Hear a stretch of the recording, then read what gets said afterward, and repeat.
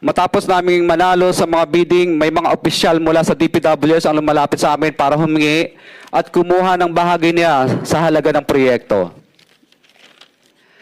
Ang hinihingi nilang porsyento ay hindi bababa sa 10% at umaabot pa sa 25% na naging kondisyon upang hindi maipit ang implementasyon ng kontrata.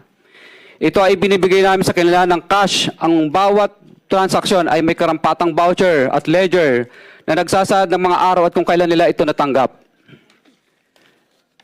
Ilan sa kanila ay sina Terence Calatrava, former Undersecretary of Office of the Presidential Assistant of the Visayas of the Philippines, Kong Roman Romulo of Pasig City, Kong Jojo Ang of Uswag Ilonggo Party List, Congressman Patrick Michael Vargas of Quezon City, Kong Juan Carlos Arjo Aitaide of Quezon City, Nicanor Nicky Briones of Agap Party List, Congressman Marcelino Marcy Teodoro of Marikina, Congressman Florida Robes of San Jose del Monte, Bulacan, Congressman Leandro Jesus Madroño of Romblon, Congressman Benjamin Benji Agarao Jr., Congressman Florencio Gabriel Bemnoel of Anwaray Party List, Kong Leo de Ode Tariela of Occidental Mindoro, Congressman Reynan Arrogancia of Quezon Province,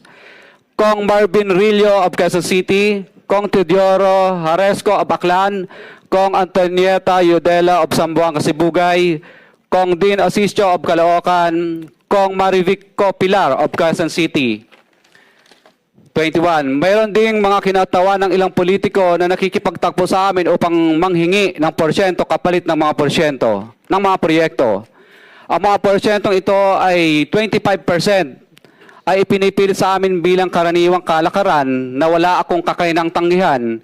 Ilan sa kanila ay sina Regional Director Eduardo Virgilio of DPWS Region 5, Director Ramon Ariola III of Unified Management UPMO, District Engineer Henry Alcantara, DPWS Bulacan First, Undersecretary Robert Bernardo, District Engineer Aristotle Ramos of DPWS Metro First, Pasig City, District Engineer Manny Bulusan of DPWS North, Manila Deo, District Engineer Edgardo C. Pingol of DPWS Bulacan Subdeo, District Engineer Michael Rosaria of DPWS Quezon Second Deo. Karamihan sa mga kawani ng DPWS na nabanggit